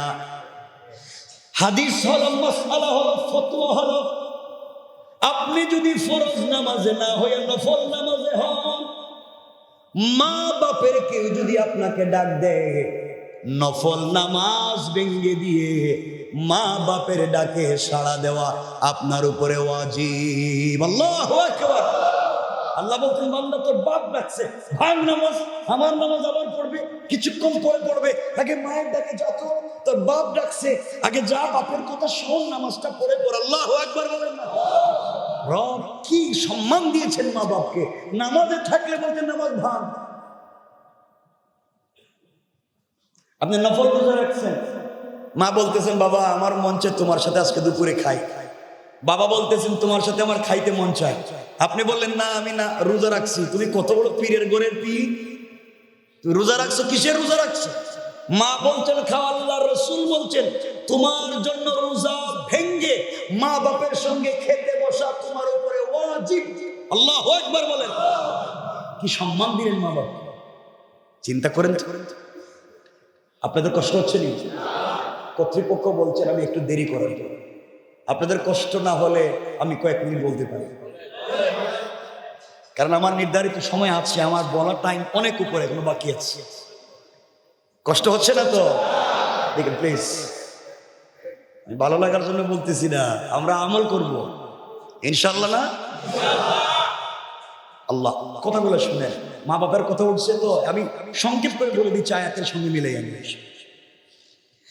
আমার বন্ধুগণ কথাগুলো দিল দিয়ে শুনেন। জুরাইজ নামাজে ছিলেন, মা বদদুয়া করলেন, কিছুদিন পরে মা ইন্তেকাল করলেন। জুরাইজ এত বড় ইবাদত করে পুরো দেশের মধ্যে যার সম্মান আর সুনাম, তার জামানায় তার চাইতে বড় আলেম পৃথিবীতে আর নাই। কত বড় আলেম! তাকে এলাকার সকল মানুষ মিলে, মোহাব্বতের মানুষ, মুরিদিন মুহিব্বিন মিলে চমৎকার করে একটা ঘর বানিয়ে দিয়েছে, জঙ্গল এবং মাঠের মধ্যখানে একটা বাড়ি বানিয়ে দিয়েছে। মুরিদেরা মিলে, মোহাব্বতের ভালোবাসার মানুষ মিলে হুজুরে বানিয়ে দিছে। কারণ হুজুরের কাছে যখন দোয়ার জন্য যায়, হাত উঠালে দোয়া কবুল হয়ে যায়। এই জঙ্গলের পাশে একটা মেয়ে মানুষ, এই জঙ্গলের পাশে একটা রাখাল ছেলে বকরি চড়াতো, উট চড়াতো, গরু ছাগল চড়াতো, পশু পাখি পালতো। জুরাইজের ঘরের কাছে, ইবাদত খানার কাছে একটা মেয়ে ছিল, ওই মেয়ের বিয়ে হয় নাই। কি হয় নাই? কথা বলেন। ওই মেয়েটার এখন পর্যন্ত বিয়ে হয় নাই, কিন্তু কয়েকদিন পরে দেখা যায় মেয়েটা একটা বাচ্চা জন্ম দিয়েছে। নাউজুবিল্লাহ বলেন। এগুলো তখন ট্রেন্ড আমাদের সমাজে চলে আসছে। বিয়ে শাদীর দরকার নেই, বাচ্চা থাকলেই হলো। আমি ওদিকে আলোচনা যাব না। সন্তান জন্ম হয়ে গেল, এলাকার মানুষ চিন্তা করে কি রে মেয়ের বিয়ে হয় নাই, সন্তান কোথায় পেল? মেয়েটা চিন্তা করছে সন্তানের বাপের পরিচয় দিলে কেউ আমাকে আস্ত রাখবে না, মেরে ফেলবে। একটা বড় গাছের নাম বলতে হবে, যেই গাছের উপর দিয়ে বাতাস চলে গেলে আমার উপরে লাগবে না। মেয়েটা বলতেছে এই সন্তানের বাপকে তোমরা জিজ্ঞাসা করো, তোমরা যারা দুধ কলা দিয়া পুষছো, তোমাদের পীর সাহেব, তোমাদের বড় হুজুর, যারা তোমরা ঘর বাড়ি বানাইয়া দিছো, যার খেদমতে সারাদিন বসে তা করে, এই জুরাই আমার সন্তানের বাপ। আসলে জুরাই স্বপ্নেও জানে না এই কথা। যেই কথা সেই কাজ। এলাকার মানুষ এসে জুরাইজকে বলছে, হুজুর, পীর সাহেব, আপনি আমাদের এলাকার সম্মানিত মানুষ, আপনি কি করলেন? আপনি এইভাবে একটা মেয়েকে বিয়ে না করে জেনা করলেন। তিনি আল্লাহর নামের কসম করে বলছেন আমি এই কাজগুলা করি নাই। কিন্তু কে শুনে কার কথা? মেয়েটা তো সত্যি বলে দিয়েছে। সংক্ষেপ করে বলি, এই কথার কারণে মানুষ জুরাইজের হাত পায়ে দড়ি লাগাইয়া রাস্তার ভিতরে টানে, ঝাড়ু দিয়া পিটায়। এতদিন পর্যন্ত যাকে মাথার উপরে নিয়ে সম্মান দিছে, এই মানুষগুলাই তাকে বেইজ্জত করে রাস্তা দিয়ে হাঁটায়। লাঞ্ছনার একবার নিম্ন পর্যায়ে পৌঁছে গিয়েছে। জুরাইজের শরীর থেকে চামড়া ফেটে ফিনকি দিয়ে রক্ত পড়ে যায়। জুরাইজ মুস্কি মুস্কি হাসে আর পড়ে আলহামদুলিল্লাহ। পাবলিক চিন্তায় পড়ে গিয়েছে, এত আঘাত করলাম, নির্যাতন করলাম, হাসে কেন? হাসে কেন জানতে চাই। সবাই কয়েকদিন নির্যাতন করে অসুস্থ হয়ে গিয়েছেন, থামায়া দিলেন। কয়েকদিন পরে জিজ্ঞাসা করে, হুজুর এত নির্যাতন করলাম, মারলাম, আলহামদুলিল্লাহ বলেন কেন? জানতে চাই। জুরাইজ বলে, তাহলে শোনো, এই সন্তানের বাপকে তাকে তোমরা জিজ্ঞাসা করো, সন্তানকে জিজ্ঞাসা করো, ওই কথা বলবে। এলাকার পাবলিক বলছে, হুজুর সন্তানের বয়স তো মাত্র 3-4 দিনে কমনে কথা বলবে। জুরাইজ আবার সিজদায় পড়ে আল্লাহকে ডাক দিয়া বলছে, আল্লাহ, জীবনে অপরাধ করেছি, গুনাহ করেছি, অনেক করেছি, এটা সত্য,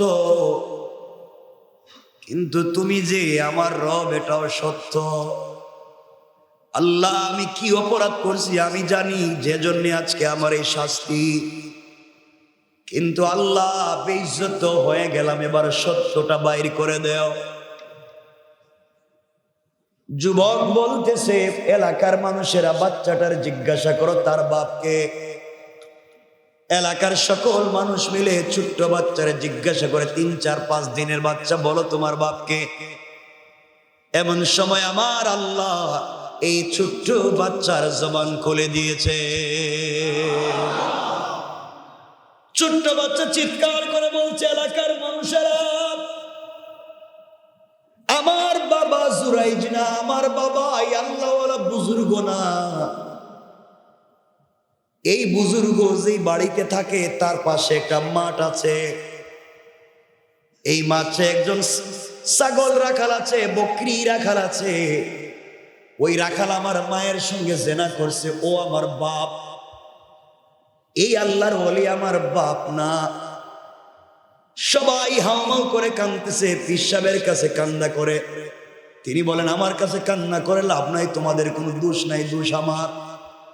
হুজুর আপনি কিছু না করে আজকে এত বড় লাঞ্ছিত হয়ে গেলেন, চলার পথে আমরাও লাঞ্ছিত হয়ে যাই কিছু না করে। আল্লাহ ইজ্জত কেমনে দেয় দেখেন। এবার জুরাইদ বলতেছে, শোনো, আজ থেকে অনেক দিন আগে আমি নামাজে ছিলাম, আমার মা আমারে ডাক দিয়া বলছে, জুরাইদ এদিকে আসো। আমি নফল নামাজে ছিলাম, নামাজ ভেঙ্গে মায়ের ডাকে সাড়া দেওয়ার কথা ছিল, দেই নাই।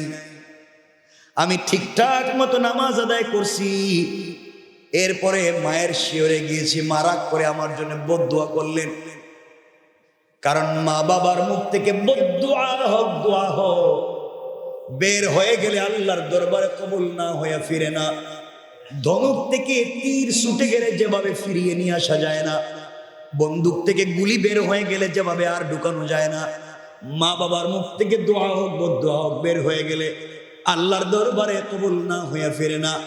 আমার মা আমার জন্য বদদুয়া করেছে, মায়ের কথা শুনি নাই, নামাজে ছিলাম, এই জন্যে আজকে মা বদদুয়া করে বলছিলেন জিনা না করার জন্য, জিনার অপবাদ পাই, এই জন্য আজকের এই ঘটনা। লম্বা ঘটনা, সেদিকে যেতে চাই না, শুধু বুঝাতে চাইলাম মায়ের কথা, বাবার কথা নামাজের ভিতরে যদি ডাক দেয় শোনা ওয়াজিব। আল্লাহর ওলি না শুনবার কারণে আজকে কেমন শাস্তির মুখোমুখি, এই কথা এদের এজন্য বোঝাতে চাইলাম। চলার পথে কোনোদিন আমরা সে নাফরমানি করব। আপনারা আরো জানেন, একজন কলিজার টুকরা রাসূলের প্রিয় সাহাবী, যার নাম আলকামা। আপনারা জানেন ওই আলকামা রাসূলের কলিজার টুকরা সাহাবী। সে আলকামার ইন্তেকালের সময় কলিমা নসিব হয় না, মুখ দিয়া পানি পড়ে। কালিমার তালকিন দিচ্ছেন সাহাবীরা, জবান দিয়ে কালিমা পড়তে পারে না। সাহাবায়ে কেরাম এসে বলছেন, ইয়া রাসূলুল্লাহ, আলকামার তো সাকারাত হয় কিন্তু কালিমা পড়তে পারে না। আল্লাহর রাসূল নিজে হাজির হয়ে কালিমার কথা বলছেন, আলকামা কালিমা পড়ো। আল্লাহর রাসূল নিজে হাজির হলেন, কিন্তু আলকামার জবান দিয়ে কালিমা আসে না। আল্লাহর নবী বুঝতে পারলেন আলকামার কোন জায়গায় গলত আছে, ভুল আছে। আলকামা আমার সাহাবী, বড় কোনো ভুল করতে পারে না, কি হলো? মাকে ডাক দিয়া বলছেন, মা,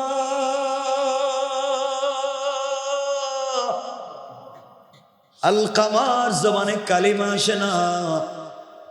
কি হইছে আপনি একটু বলেন।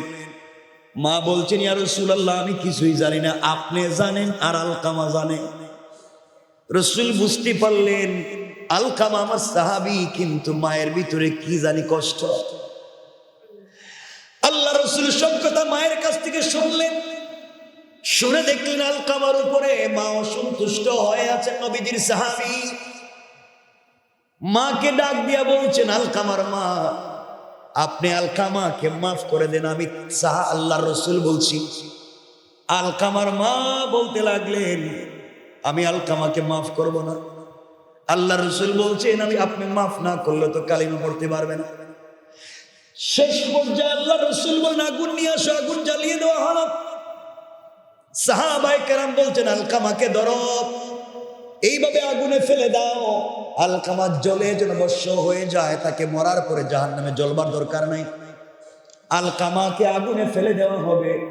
মা চিৎকার করে বলছেন, ইয়া রাসূলুল্লাহ, 10 মাস 10 দিন পেটে রাখছি, আমার চোখের সামনে সন্তানকে আগুন দিয়ে জ্বালাবেন, সহ্য হয় না। সন্তান যত ব্যথা কষ্ট দিয়ে থাকুক, এই মুহূর্তে আমি মা আলকামার উপরে খুশি হয়ে মাফ করে দিলাম। সাথে সাথে আলকামার জবানে কালিমা জারি হয়ে গেল। সুবহানাল্লাহ। কি বুঝাতে চাইলাম? আল্লাহর ওয়াস্তে এই মা বাপের সঙ্গে খারাপ আচরণ করব না। জোরে বলেন, করব। আল্লাহ আমাদেরকে হেফাজত করে, পড়ে না আমিন। আরো জোরে পড়ে না আমিন। অনেকে দোয়া চেয়েছেন। আমার ভাই রিন্টুর বাপ মারা গিয়েছেন, তার জন্য দোয়া চাওয়া হয়েছে। আমরা কেউ করে সকলের জন্য দোয়া করব।